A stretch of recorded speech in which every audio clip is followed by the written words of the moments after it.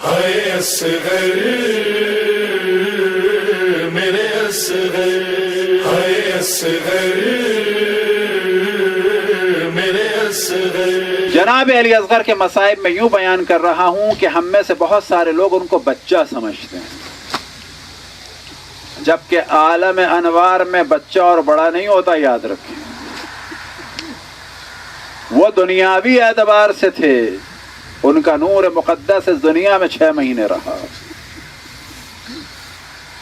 حضرت آیت اللہ العظمیٰ مرزا قمی آج سے تقریباً 216 سال پہلے دنیا سے رخصت ہوئے۔ ان کی قبر آج بھی قم میں حضرت معصومہ کے حرم کے بالکل سامنے ہے۔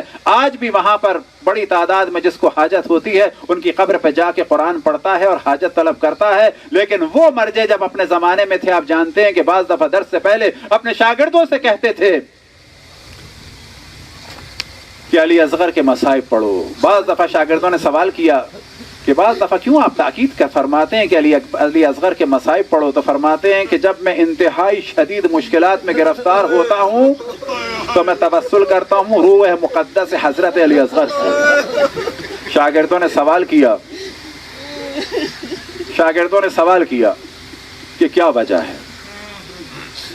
وہ وجہ بعد میں بیان کروں، ایک واقعہ اور بیان کر کے کہ جس کے بعد ہمارا تعلق اہل بیت سے اور خصوصاً اس 6 ماہے سے بھی مضبوط ہو اور ہم توسل کریں جہاں چہارد معصومین سے، جہاں جناب عباس سے، تو وہاں جناب علی اصغر کو فراموش نہ کریں۔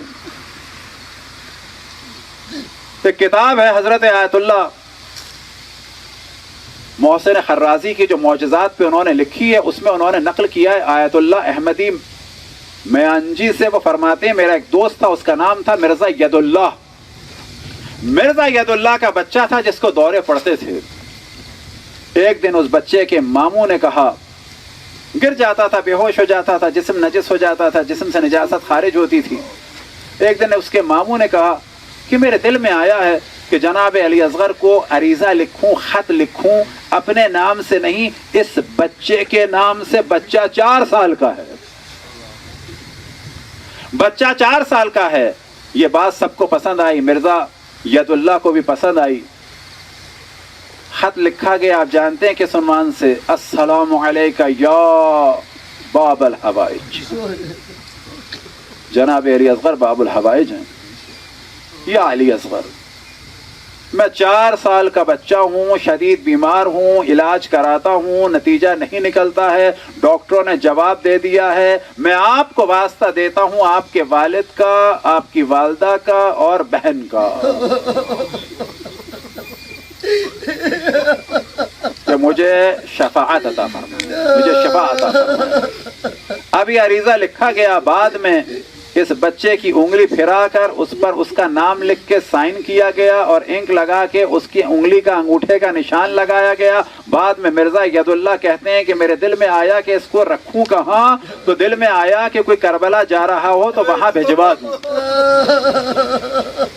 ایک وقت آیا کہ انہوں نے کچھ لوگوں سے پوچھا، پتا چلا کہ 5-6 لوگ ہیں کربلا جا رہے ہیں۔ ایک سے ان کی ملاقات ہوئی اور کہا کہ یہ امام حسین کی زری میں ڈال دینا۔ آپ جانتے ہیں کہ جناب علی اصغر کا جسم اثر کہاں ہے؟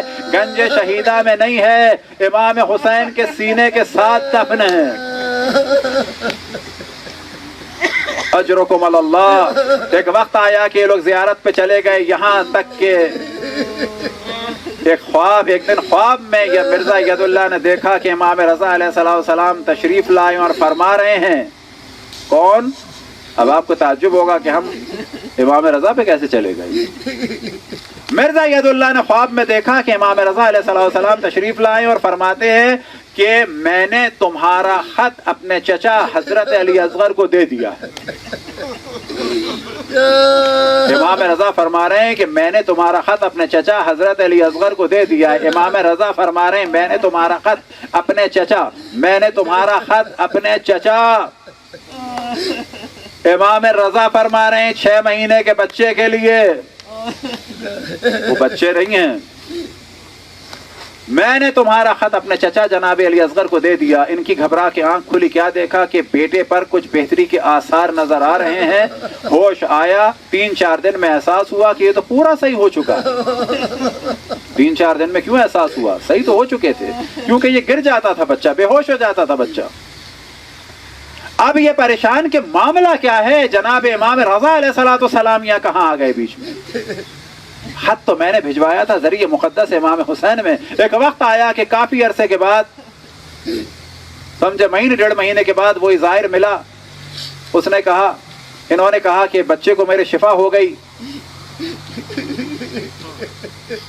تو وہ کہتا ہے کہ ہاں، اور اس کے بعد اس نے بتایا کہ معاملہ یہ ہوا کہ ہم نے جانے کا ارادہ کیا، 1-2 کر کے میرے دوستوں کو مشکلات ہوئیں اور وہ جانے کا ارادہ ان کا بدل گیا، میں تنہا رہ گیا، میں نے سوچا کہ کربلا نہیں جا سکتا تو مشہد چلا جاؤں۔ جب میں مشہد گیا تو میں نے سوچا اگر ذریعہ امام حسین میں ہی عریضہ نہ ڈالوں تو امام رضا ہی میں ڈال دوں۔ یہاں انہوں نے عریضہ ڈالا امام کی بارگاہ اقدس میں، وہاں انہوں نے خواب میں دیکھا، امام نے فرمایا کہ میں نے تمہارا خط اپنے چچا جناب علی اصغر کو دے دیا ہے۔ اہل بیت کے گھر کے بچے بھی باب الحوائج ہیں، شرط یہ ہے کہ فقط دل صاف ہو، ان سے رابطہ ہو اور اللہ پہ توکل ہو اور ان کی مصلحت پہ یقین ہو کہ اگر توسل کا نتیجہ نکلا تو مصلحت ہے، نہ نکلا تو بھی مصلحت ہے، اجرکم علی اللہ۔ اب شاگردوں نے جب سوال کیا مرزا قمی سے کہ آپ کی یہ بات تو سمجھ میں آ گئی کہ آپ مصائب پڑھواتے ہیں جناب علی اصغر کے، پھر آپ نے فرمایا کہ اس وجہ سے پڑھواتے ہیں کہ جب بہت زیادہ مصائب میں گھر جاتا ہوں تو جناب علی اصغر سے توسل کرتا ہوں۔ اب میں سوال ہم آپ سے یہ کرتے ہیں کہ کربلا کے اتنے شہداء ہیں، آپ جناب علی اصغر ہی سے توسل کیوں فرماتے ہیں؟ تو جناب مرزا قمی نے فرمایا یاد رکھو شہداء کربلا میں جناب علی اصغر میں ایک ایسی صفت ہے جو کسی میں نہیں، جب کسی میں نہیں تو مراد یہ ہے کہ نہ امام حسین میں نہ حضرت عباس میں۔ اب شاگردوں نے گھبرا کے سوال کیا کہ کون سی صفت ہے کہ جو امام حسین میں بھی نہیں؟